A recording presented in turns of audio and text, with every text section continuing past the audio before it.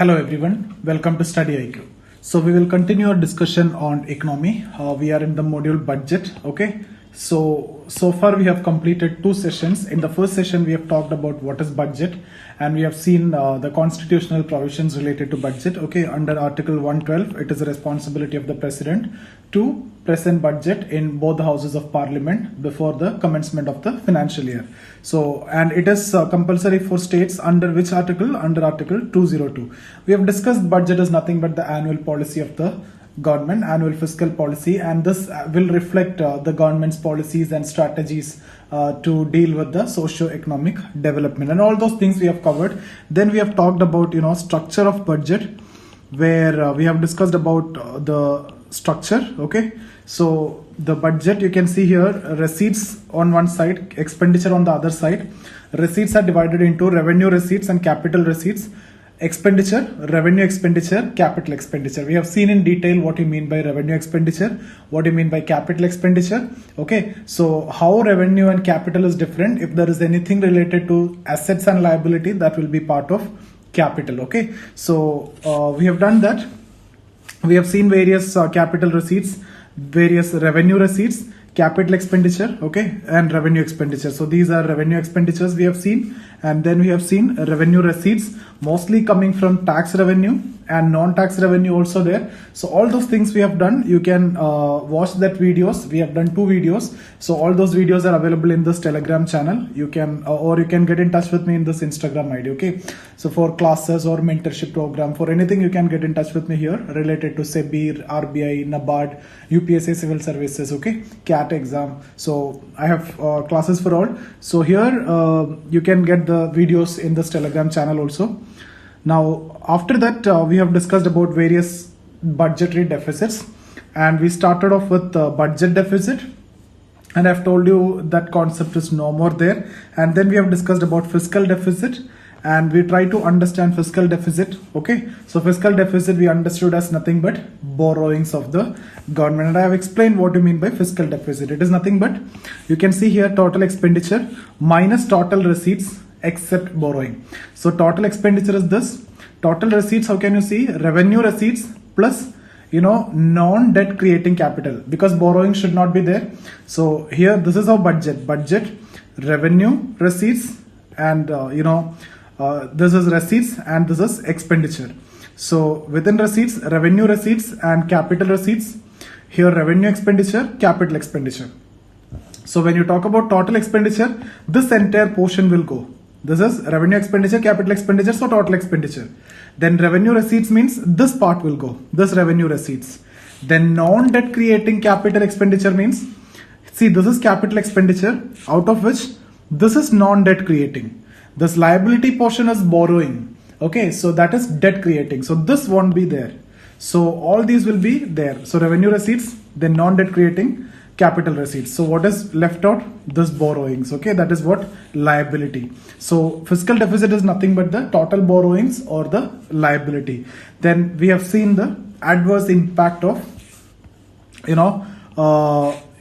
fiscal deficit, and increase it will increase the public debt, so interest burden will increase, so developmental expenditure will decrease. Okay, it will create inflation. I've told you how it create inflation, because it increases money supply, it increase purchasing power, it increase aggregate demand. So supply will be less, demand is more, so there will be a demand pull inflation. Then it lead to crowding out. Crowding out means what? Reduction in private investment because of high interest rate which is caused due to government borrowing. I've told you, when government borrows, the demand for fund will be more. When the demand for fund will be more, the cost of fund, that is the interest, will be more. So private investment will not borrow at this very high interest, so the investment will come down. That is what crowding out. I've shown you here.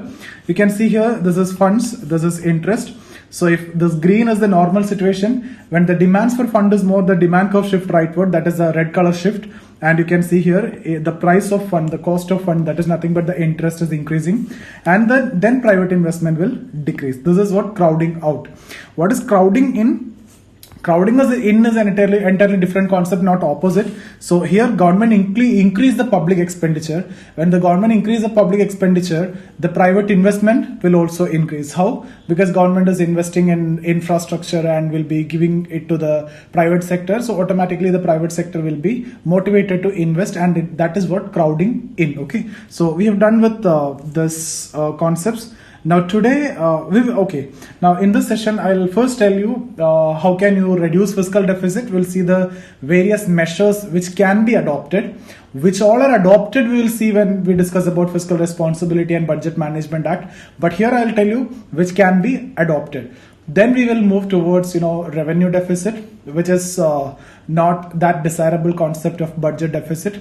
Then we'll talk about effective revenue deficit, primary deficit, monetary deficit, or monetized deficit, which is nothing but deficit financing, and we'll wind up this session. Okay, so let's go with this part. So for how to reduce the fiscal deficit. So what is fiscal deficit? So first you understand receipts minus expenditure except that borrowing part, right? So here total expenditure include capital expenditure as well as revenue expenditure minus revenue receipts. It's nothing but total expenditure minus total receipts except borrowing. So how will you write that? Except borrowing from the total receipts. Revenue receipts will be completely there. Borrowing will come under capital receipts, in which you have to exclude borrowing. So capital receipts having two areas, right? So the assets are there and borrowings are there. So non-debt creating capital, receipts, that is assets. So plus non-debt creating capital receipts. Okay, so this is what your fiscal deficit. Now what can be done here? Here, to reduce fiscal deficit, if your objective is to reduce fiscal deficit, what can be done here is you have to either reduce this. So total expenditure, this part you can reduce, so decrease this, or this part you need to increase, right? See, any of this is what you need to do. So, or you increase this. Either you increase revenue or you decrease expenditure. So let me write here, decrease expenditure or increase revenue. Now, what are the expenditure? We will see what are the expenditure which can be reduced, which is very simple, that you can write total expenditure. It can be capital, it can be revenue. Which one is easy to reduce? Capital expenditure is easy to reduce. Revenue expenditure is difficult to reduce because those are day-to-day, expenditures, which we have nothing to do with that. We have limited scope of actually reducing, revenue deficits. Capital expenditure means revenue expenditure. Capital expenditure means creating assets, etc., which if you don't want, you can avoid from that. So reduction of capital expenditure is comparatively easy than reduction of revenue expenditure. We'll discuss that when we discuss about revenue deficit. Okay, so here I'm talking about total expenditure. You can reduce the expenditure. So there is no point in me telling what are the things that you need to do to reduce expenditure. You can see and you can write, right? See, basically first thing, for example, you can decrease subsidies. Okay, so what all things we have discussed under expenditure, you can do that, right? So here we have discussed a lot of expenditures. Okay, you can see here interest payments, subsidies, salaries, pensions, but these salaries and pensions, it is very difficult, you can't do that. Okay, so how to reduce, what all things can be reduced, we can do that. So here, decrease subsidies, then you can go for direct benefit transfer, so that leakages also could be solved. So direct benefit transfer. Okay, then take various austerity measures. Austerity measures means like expenditure should be reduced, like in case of first class air travel, you go for economy travel, like that. Okay, so then meetings like 5-star meetings, you conduct normal meetings. So basically reduce your expenditure. Okay, so all those are adopted, we'll come to that. Then new pension scheme. So we have to discuss about NPS, okay, which was from 2004. So NPS, National Pension System. So these are the ways, and you see what all things in which, what all ways you can reduce the expenditure, it can come here. But there are certain expenditures which can't be, or which you can do anything. You can't do anything with that expenditures, right? Like day-to-day administration, defense expenditure, okay, civil administration, salaries, pensions. You have nothing to do with that. But effectively, if you see how to reduce fiscal deficit, reduce the expenditure. Now, how to increase the revenue? So revenue, two parts you can see here: revenue receipts and non-debt creating capital receipts. So increase the revenue receipts, two types: tax revenue, non-tax revenue like fees, etc. So that you can increase. So what are things you can do here? So I'll talk about this first part, revenue receipts part. Okay. So what you can do here, how to increase revenue? Tax reforms. Tax reforms. Okay, so GAR we have discussed in the taxation module in detail. General anti-avoidance rule, double taxation avoidance agreement, all this can be implemented. It was implemented. Okay, then reforms of PSUs. Okay, then reforms in departmental undertakings. You can see here most of the revenues are coming from here. We discussed, no, right? So non-tax revenue, profit from PSU, this is the largest source. Then departmental undertakings. So all these reforms will actually help you to get more revenue. So here I'm writing reform, departmental undertakings. Then you can go for disinvestment. When you go for disinvestment, you're actually losing your asset, okay, but you are actually getting, okay. So disinvestment. Rather, disinvestment I'll write here this non-debt, because it is related to asset, it is related to capital receipts part. Okay, so here let me write only the revenue part. So here non-debt creating capital receipts, disinvestment. So disinvestment means you are getting money, okay, but you are selling your shares, so losing assets. So it is a capital receipt. Then you can sell your assets, the idle land, etc. So sale of idle land, which is of no use, you can sell that and you can get some money, which is also capital receipts. Okay, so I hope you understood. These are non-debt creating capital receipts.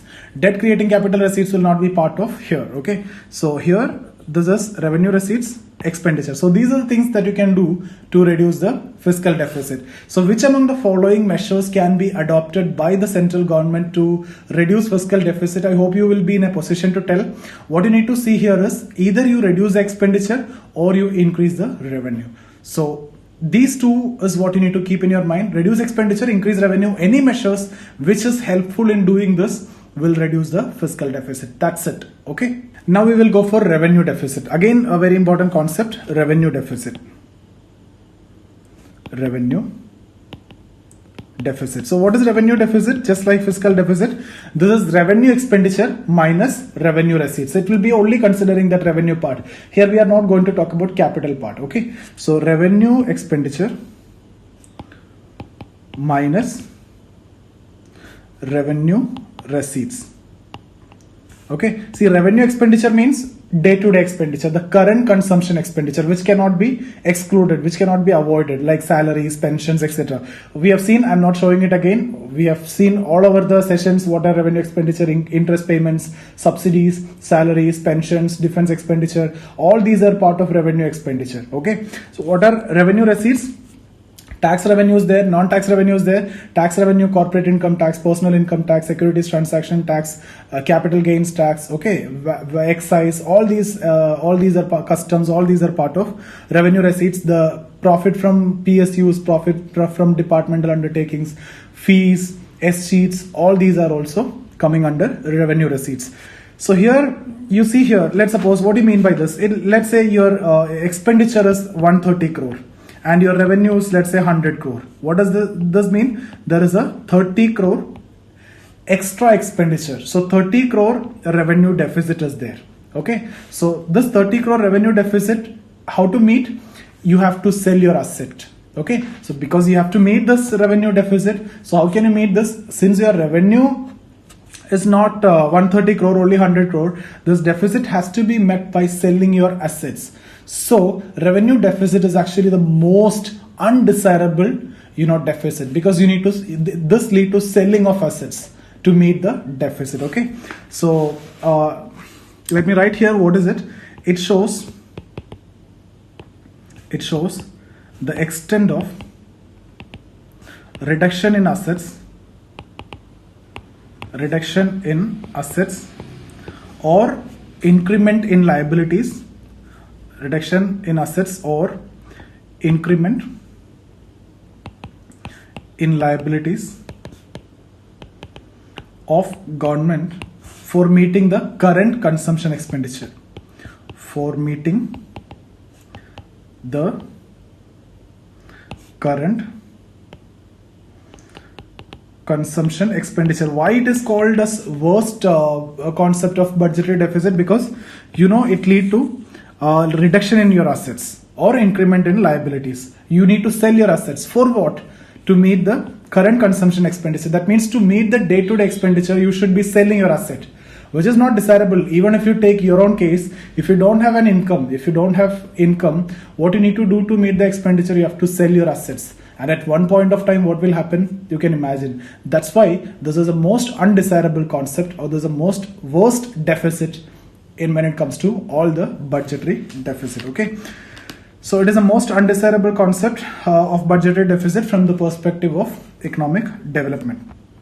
Now, as per FRBMA, when we discussed about fiscal deficit, I have told you as per FRBMA, it have to be reduced by 3% by 2008, and here it has to be eliminated by, as per FRBMA, Fiscal Responsibility and Budget Management Act 2003. Don't worry, I'll discuss this soon in the next session. After public expenditures, I'll discuss about that, fiscal reforms. It has to be eliminated by 2009. And what is the current status? See, if you remember, we have I told you how to express this, right? See, let's suppose I'm expecting that you might have gone through the previous session, so I'm taking the same thing that I have written over there. So you can see here, this is fiscal deficit, right? 2015-16. So when you're writing the fiscal deficit, we have written it here. So let's say this is fiscal deficit. Now let me write here revenue deficit. Okay. So last year I'm going back because I'll tell you how is it explained. Okay. So how can you understand this every year? So this 3 columns will be there. One is of last year, one is of current year, and one is of next year. So I'm taking from 2015-16. We'll come to 2019-20. Okay. So 2015-16, let's say revenue deficit was 2.5. Okay. Then current year further will be having 2 columns. The budget estimate will be there, and then revised estimate will be there. Next year, budget estimate will be there. Okay. Okay. So here 3.5 was fiscal deficit. When it comes to revenue deficit, it was 1.2, or no, not 1.2, 2.3. You can see here it is actually reducing. Okay. Then revised estimate, it was 2.1, and next year it was 1.9. Okay. So like this. Now when it comes to this year, if 18-19 is the current year, so here the current year was 2016-17. Now here 17-18, if it is current year, like this, then what will happen? This will be the current year, right? So this will be the previous year. So in previous year there will be only one, the actual data will be there. So here actual data will be there. Here there will be 2, budget estimate and revised estimate, and then 2018-19 budget estimate will be there. Then this will become the current year. So you can see here 18-19. For current year there will be 2, budget estimate and revised estimate.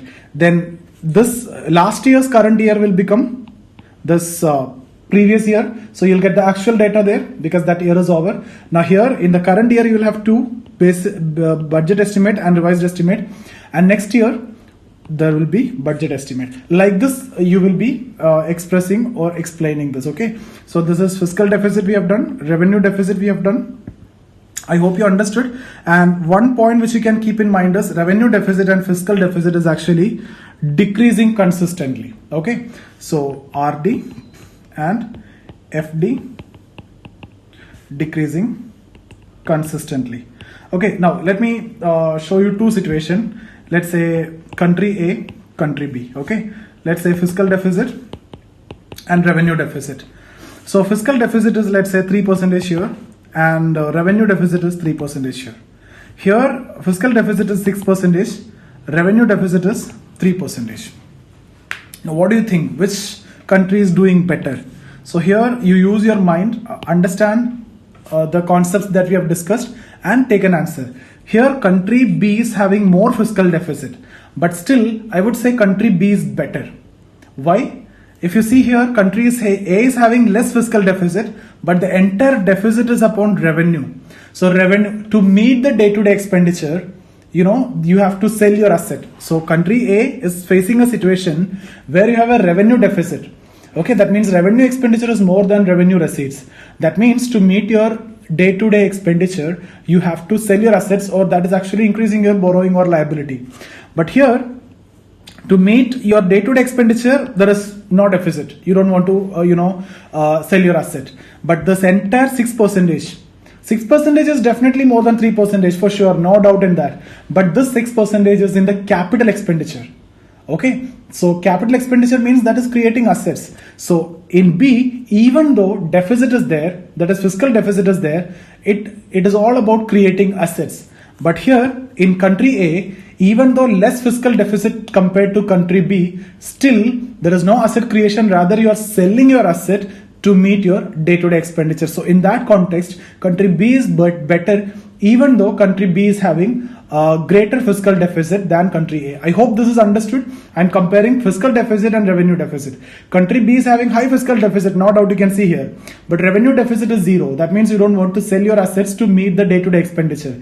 Country A having less fiscal deficit, but still the entire fiscal deficit is part of your revenue deficit. So what does that mean? You have to sell your assets to meet your day-to-day expenditure, and that's considered as the worst situation. I hope you understood. There is no need to have any doubt now. Okay. Now, which one is easy? Decreasing fiscal deficit or revenue deficit is easy. See, decreasing fiscal deficit is easy. Why? You can reduce the expenditure on capital side. Decreasing revenue deficit is very difficult. Why? If you need to decrease the revenue deficit, you need to decrease the day-to-day expenditure. The day-to-day consumption expenditure you have to reduce, like salaries, pensions, subsidies. All these are very, very difficult to do. Okay, so decreasing fiscal deficit is much more easy compared to decreasing, revenue deficit. That also need to be understood. Okay. Next concept is, I'll quickly discuss about other concepts. We have 8 minutes left out. Okay. So effective revenue deficit. So effective revenue deficit means it is actually nothing but the revenue deficit minus grants to states for capital expenditure. Okay, see effective revenue deficit. See in FRBMA, the provision was there by 2009 you have to eliminate, but it was very difficult. So government understood that there are some revenue expenditure which was given to states as grants and which is used for creating capital expenditure. So it should not be part of revenue deficit, or it should not be part of revenue expenditure. So that need to be excluded because it lead to creation of capital, it lead to creation of asset. So if there is an asset created which is used, which was actually by using the grants which was given by the center to states. Okay, so states are creating some capital or assets by using the revenue or the grants from the center. This could be treated as capital expenditure, so that could be excluded from fiscal deficit, otherwise or revenue deficit. Otherwise these grants are treated as revenue expenditure. So but that revenue expenditure is used for creating capital by the states. If that is resulted in creation of assets, then exclude that. That is what effective revenue deficit. It was actually introduced in 2011. So I hope you understood this. See, revenue deficit means what?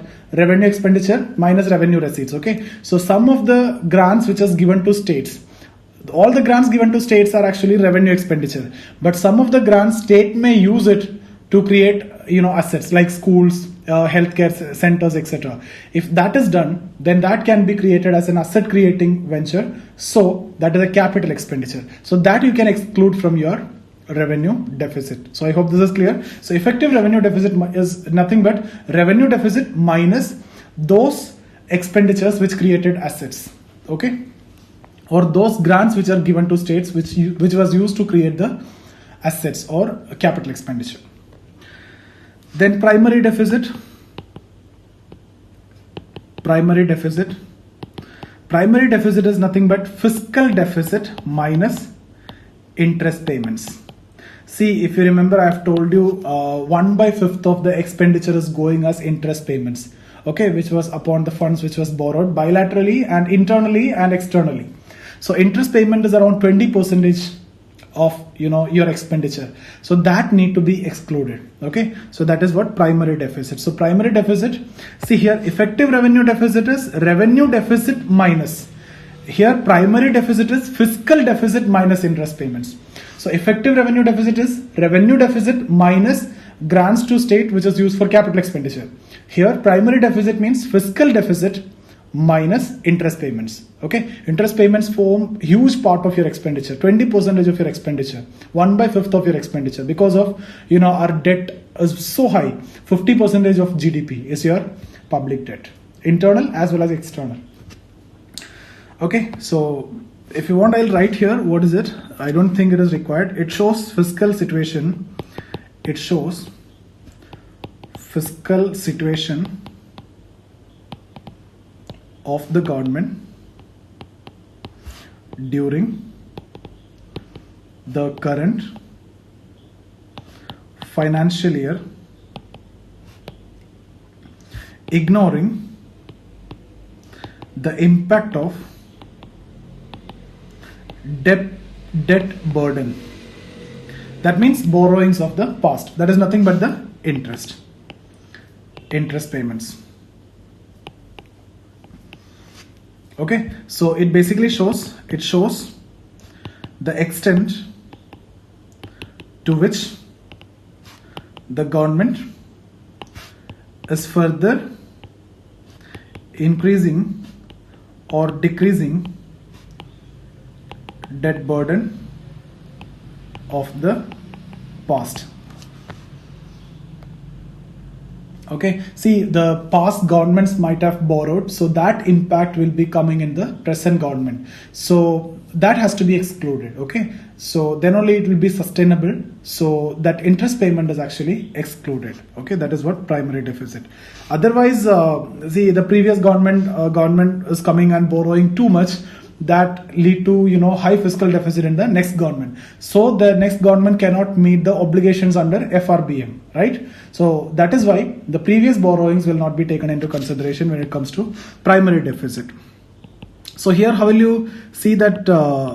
Here we have seen. So how to explain here effective revenue deficit, or how to write here effective revenue deficit? So I'm just rubbing it off. Effective revenue deficit. You can update these values. Okay, so 1.6, then budget estimate 1.2, 0.9, 0.7%. Okay, then primary deficit 0.7, 0.3, 0.3, 0.1%. So these four, I hope you know what is fiscal deficit, what is revenue deficit. Okay, fiscal deficit is nothing but borrowings. What is revenue deficit? Revenue expenditure minus revenue receipts. Most undesirable concept of budgetary deficit. Effective revenue deficit minus grants given to states which are used for capital expenditure. Okay, that means creation of assets. Primary deficit, fiscal deficit minus interest payments, because the present government should not face the problem of borrowings of the previous government in complying with their fiscal responsibility and budget management requirements. So I hope this is crystal clear for all of you. There is no need to have any doubt. One more concept, simple one, monetized deficit. So monetized deficit, okay. See, monetized deficit is nothing but printing of currency or deficit financing. So this is deficit financing. I'll tell you, deficit financing is actually one part of it, printing of currency. But when we talk about monetized deficit, it automatically implies that it is deficit financing, okay. Printing of currency. I'll write down the technical definition and I'll explain it. It measures the borrowings of government from the central bank during a financial year. Okay, so that is it. Increase in the net central bank credit to government. Okay, now what is the problem here? The problem here is it actually increase the reserve money, right? M0. When you're printing currency and circulating means it lead to M0. So what is money supply? Money supply is nothing but M into M0. Okay, so what will happen? Money supply will increase drastically. So money supply will increase, that lead to increase in purchasing power, that lead to aggregate demand increase, that lead to inflation. So most important problem here is actually this is highly inflationary, because when you are printing currency, what is the magnitude? Magnitude is 5.6 times. So when you are printing 100 rupee, 560 rupee money supply is actually increasing. The impact is multiple of 5.6. Okay, so that is actually the problem here. Now you see, when you talk about deficit financing, it is having three components. Okay, but monetized deficit is nothing but deficit financing only, because major part of deficit financing is coming from monetized deficit. So let me tell you what is deficit financing technically, in case if you get a question exactly on this particular area. So deficit financing, there are three components: government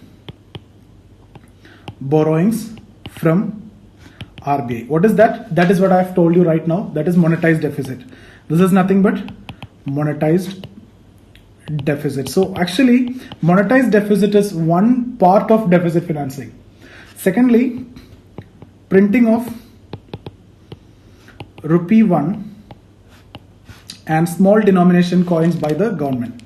Small denomination coins by the government. Okay, so this is the second part of deficit financing. Third one, net withdrawal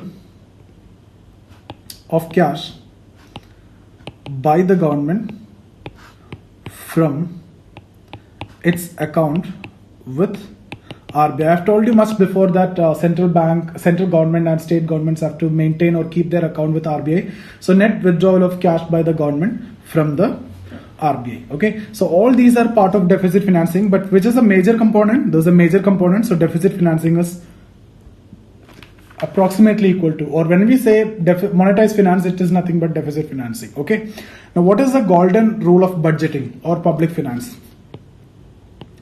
Golden rule of budgeting. It states that government should borrow only for capital expenditure. Which expenditure is considered good? Capital expenditure is considered good. Why?